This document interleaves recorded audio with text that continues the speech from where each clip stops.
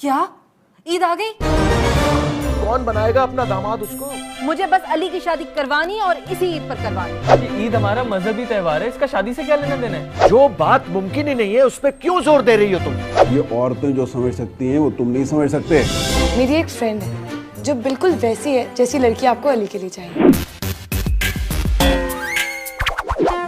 इसका मतलब है रिश्ता पक्का?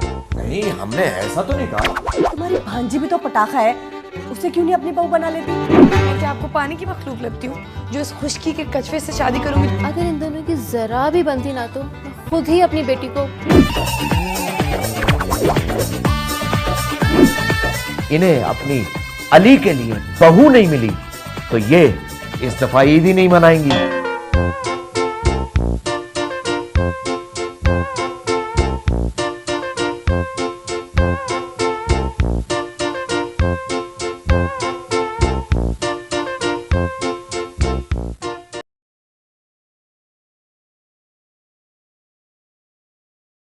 कितना मुश्किल काम है खुद को बार बार लोगों के सामने कुर्बानी के जानवरों की तरह पेश करना और खुद को साबित करना कि मैं बेऐब।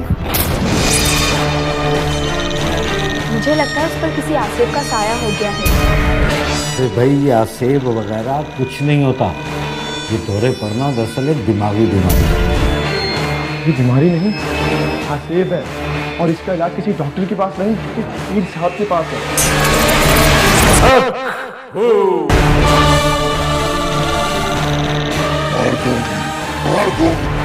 निकल जाओ। घबराओ नहीं बच्चा।